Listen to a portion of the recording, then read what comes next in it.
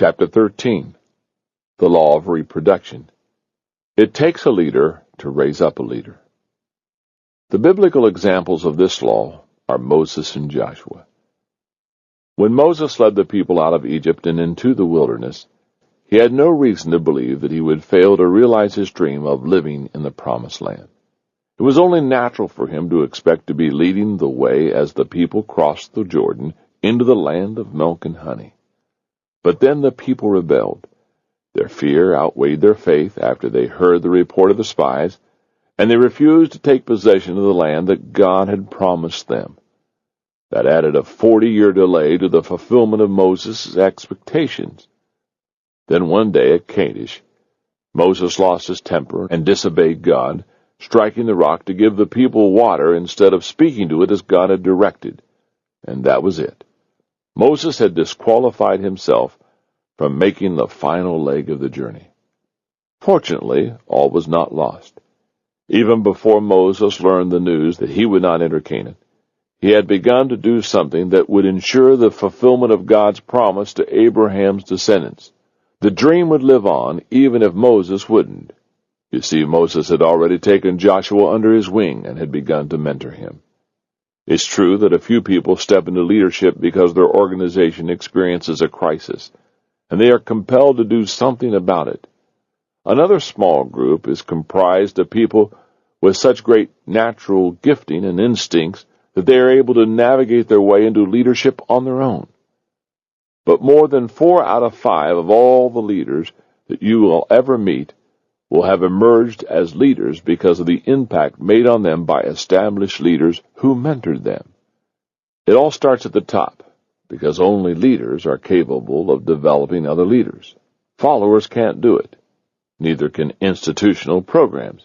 It takes one to know one, show one, and grow one. Truly, Joshua was a leader of real understanding. He was able to straighten things out for the children of Israel in the end. But he never would have been capable of that if it hadn't been for Moses. It took a leader of Moses' caliber, someone who was able to take the Hebrews out of Egypt, to mentor Joshua so that he would become a world-class leader capable of taking the people into the Promised Land. If you observe the relationship between Moses and Joshua, you see a classic godly timetable. Joshua was a leader 80 years in the making, half of which he spent with Moses in the desert. For 4 decades, the two men faithfully engaged in the leadership development process. When you consider what went into the mentoring process of Joshua, you can learn a lot about what it takes to reproduce another leader. Number 1, Moses was faithful to Joshua. It all begins with a mentor. He must be committed to the process of raising up another leader. For example, Moses gave Joshua experience and application. Joshua's apprenticeship was not the transfer of information. It involved hands-on experience.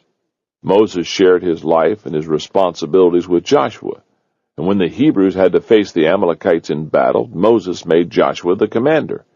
When a spy was needed from the tribe of Ephraim, Joshua was sent, and when Moses needed a personal assistant, Joshua was given the job. Moses also gave Joshua encouragement and affirmation. A leader can offer time and access to encourage the person being mentored. Moses gave both. He affirmed Joshua repeatedly by allowing him to accompany him where no one else could. The third way Moses was faithful to Joshua was that he gave Joshua power and authority. When the time came, Moses laid his hands on Joshua and publicly commissioned him before the people. He literally gave Joshua his authority and power. Number 2, not only was Moses faithful to Joshua, but Joshua was faithful to Moses. As leaders, we are sometimes impatient in our desire for our protégés to rise up, take responsibility, and become impact players for the team. The only people more impatient for that process to occur are the protégés, and that desire sometimes causes them to try to leave the nest and fly on their own too soon. That was not the case for Joshua. For 40 years he was loyal, faithful, and patient as he worked under Moses' guidance. He served Moses. Whatever Moses asked him to do, Joshua did wholeheartedly. And according to Numbers chapter 11, when Joshua thought that people were treating Moses disrespectfully, his strong love and loyalty for Moses shone through. He was the perfect recipient of Moses' mentoring. Number 3, both were faithful to God. Ultimately, both Moses and Joshua were faithful to God. They fulfilled God's calling on their lives, which involved not only the deliverance of the children of Israel out of Egypt and into the Promised Land, but also their relationship with each other. Deuteronomy chapter 34 verse 9 states, "Now Joshua the son of Nun was full of the spirit of wisdom, for Moses had laid his hands on him. So the children of Israel heeded Joshua and did as the Lord had commanded Moses." When God is involved and people are obedient, incredible things happen. But the interaction of Moses and Joshua makes it evident that reproducing leaders doesn't just happen by itself, and it doesn't happen in a moment. In fact, it's a lot like parenting. It requires time, emotional investment, and a lifetime of sacrifice.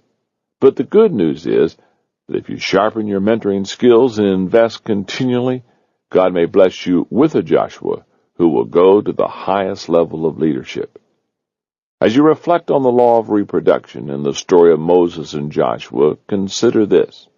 Number 1, people teach what they know, but they reproduce what they are. 2, reproducing leaders is a lifetime commitment. 3, reproducing leaders is a parenting process. And 4, when leaders reproduce other leaders, they touch the lives of people they will never meet. What kind of perspective have you had when it comes to investing in the lives of others? Did you realize that only a leader can raise up another leader, and that if you aren't mentoring the leaders of tomorrow, your organization is headed for trouble? As you prepare to turn off the tape, take the remaining minutes of your time to ask God to reveal one person that you can mentor in leadership on a regular basis. If you want to learn more about Moses and Joshua and the law of reproduction, read their story in the book of Exodus.